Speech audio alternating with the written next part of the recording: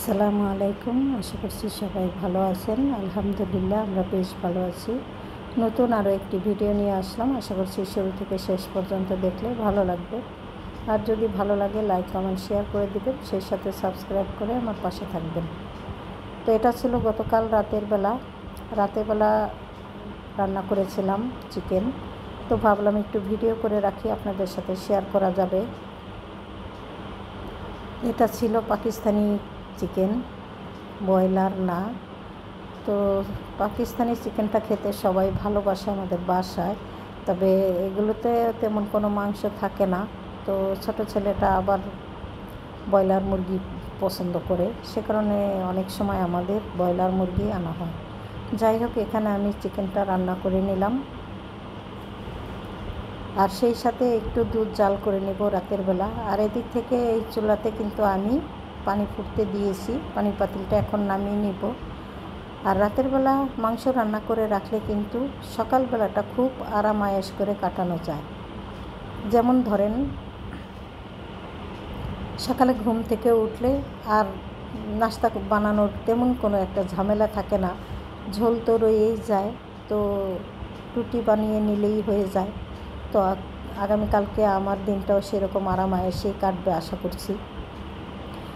যাই হোক, রাতের জন্য অল্প একটু ভাত রান্না করে নিতে হবে, কারণ রাতের বেলা কেউ ওইভাবে আমাদেরকে রুটি খেতে চায় না, আবার মাঝে মধ্যে আমরা খেয়েও থাকি।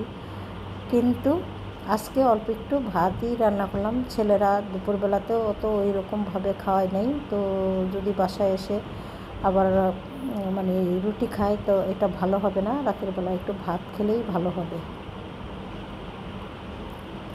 যাই হোক, সামান্য একটু ভাতও রান্না করে নিলাম আমি। তো চালগুলো ধুয়ে নিলাম, দুধটা নামিয়ে দিয়ে ওই চুলাতে ভাতটা বসিয়ে দেব এই ভেবে আমি কিন্তু চালটা ধুয়ে নিলাম আগে। তো দুধ জাল করা হয়ে গেছে, দুধ নামিয়ে নিয়েছি, এখন ভাতটা বসিয়ে দিলাম। আর দেখতেই পাচ্ছেন দুধ জাল করা হয়ে গেছে অলরেডি। এখান থেকে 1 কাপ একজনে খেয়েও ফেলেছে। আর মাংসের ঝোলটা কিন্তু খুবই সুন্দর হয়েছে, কালারটা সুন্দর আসছে, কিন্তু খেতে ভীষণ ভালো হয়েছিল। তো যাই হোক, এদিক থেকে ভাতের মার গেলে নিয়েছি, সেঁকে নিয়েছি, আর এদিক থেকে মাংস রান্নাও আমার শেষ। যাই হোক, চলে আসলাম সকালবেলা। আগেই তো বলেছিলাম যে আজকে হলো সকালবেলাটা শান্তি শান্তি শান্তি করেই আজকে কাটিয়েছি। শুধুমাত্র রুটি তৈরি করে সবাইকে নাস্তা দিয়ে দিলাম ঝোল দিয়ে। তো বাদবাকি ঝোল রয়ে যাবে, অনেকটা ঝোল রয়ে গেছে। বড় ছেলে আসলে রাতে বাসায় আসেনি, তো কী করার, অনেকগুলো ঝোল রয়ে গেছে। তো দুপুরবেলাতেও এটাতে চলে যাবে, আর সামান্য কিছু হালকা পাতলা আমি রান্না করে নেব দুপুরের জন্য। দুপুরবেলা আসলে আমি আপনাদের সাথে ওইভাবে শেয়ার করতে পারিনি, তবে দুপুরবেলাতে রান্না করেছিলাম হলো কাঁকরোল ভাজা, আর সেই সাথে ডাঁটা শাক ভাজি করেছিলাম। আর যে ঝোল ছিল এটাই আমরা আসলে দুপুরবেলা খেয়ে নিয়েছি।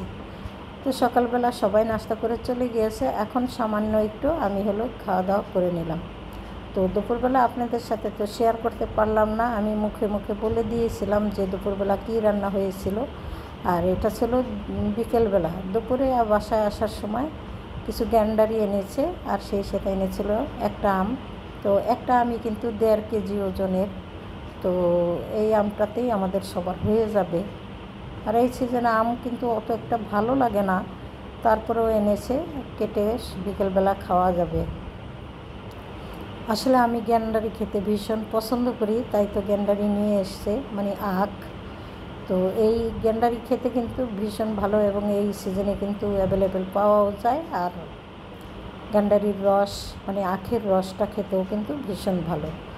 তো আখের রস তো আর যে খাওয়া হলো না, তো আখটাই খেয়ে নিলাম, আর সেই সাথে আমটাও কেটে দিলাম, বিকেলবেলাতে খেয়ে দোকানে চলে যাবে। যাই হোক, এখানে আমি কিন্তু পুরো আমটাই কেটে নিলাম, আমরা দুজনে খাবো আর সবার জন্য রেখে দেব, কারণ এতগুলো আমার একা খাওয়া সম্ভব না। যাই হোক, দেখতে দেখতে কিন্তু প্রায় ভিডিওর শেষ পর্যায়ে চলে এসেছি। তো আম আমরা খেতে থাকি, বিকেলবেলাটা এইভাবেই কাটলো। সবাই ভুল ত্রুটি ভিডিওর ভিতরে ক্ষমা সুন্দর দৃষ্টিতে দেখবেন, আর ভালোবেসে আমার পাশে থাকবেন আশা করছি। কয়েকদিন পরে হয়তো সুন্দর করে ভিডিও দিতে পারবো। এখনও পর্যন্ত শরীর তো অসুস্থ আছে, তার ভিতরে মন মানসিকতা খুবই খারাপ।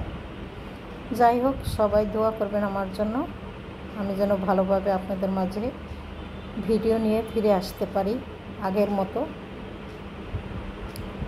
তো বিদায় নিয়ে নেই, সবাই ভালো থাকেন, সুস্থ থাকেন। আল্লাহ হাফেজ, আসসালামু আলাইকুম।